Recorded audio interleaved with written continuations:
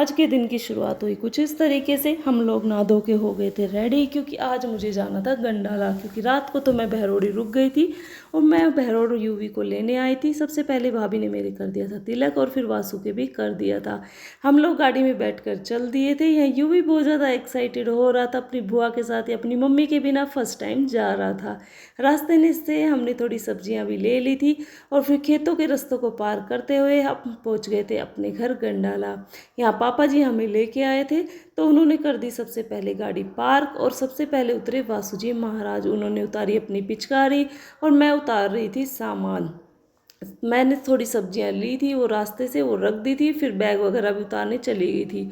भैया हॉर्न की आवाज़ सुनकर आ गए थे और फिर हम चल दिए थे होली माता का पूजन करने के लिए, क्योंकि मैं जब तक वहाँ पहुँची थी होली पूजने की तैयारियाँ हो गई थी। या जानू जा रही थी साइकिल पे और ज़्यादा होली माता दूर नहीं है, तो हम सब पैदल आ गए थे। बस 5 मिनट हमें लगी थी।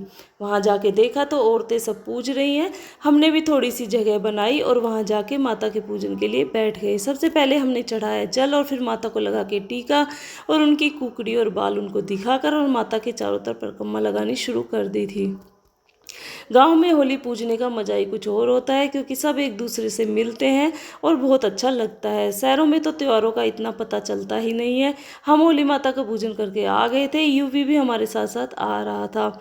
आने के बाद हमने दरवाजे पे थोड़ा सा जल चढ़ाया और तिलक लगाकर हम चले गए थे अंदर। और मैंने अंदर जाते ही बोला था, यासु तू थोड़ी झाड़ू लगा ले, क्योंकि थोड़ी देर में आने वाली है बुआ। यासु हो गई थी शुरू झाड़ू लगाने के लिए। थोड़ी देर में आ गई थी इंदू दीदी, वो लाई थी बच्चों के लिए कुरकुरे और चिप्स।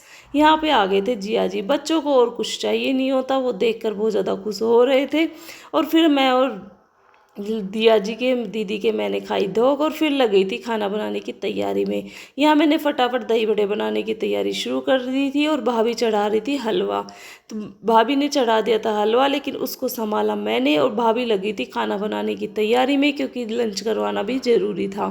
हम दोनों अपना अपना काम कर रहे थे और फिर काम खत्म होने के बाद हो गई थी शाम, तो हम चले गए थे होली माता के फिर से जल दिखाने के लिए, क्योंकि मैं करती हूँ रात को खाना खाने का व्रत। और फिर हम फिर से होली माता की पूजा करने के लिए चल दिए थे। सबको एक साथ जाने का मजा ही कुछ और होता है। रास्ते में देखो कितने लोग मिल रहे थे और यहाँ पे होली माता मंगल चुकी थी।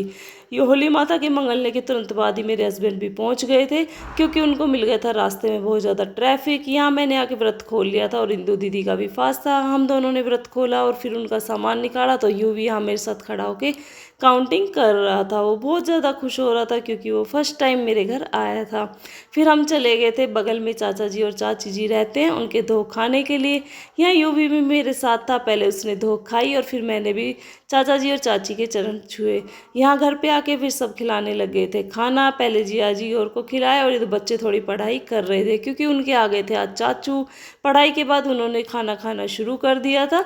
और फिर देखो ये बच्चों की मस्ती। रूम में जाके देखा तो बड़े भी कुछ कम नहीं थे, वो अपनी मस्ती में लगे हुए थे, क्योंकि उनकी मस्ती तो ताश ही है। अब मिलते हैं कल।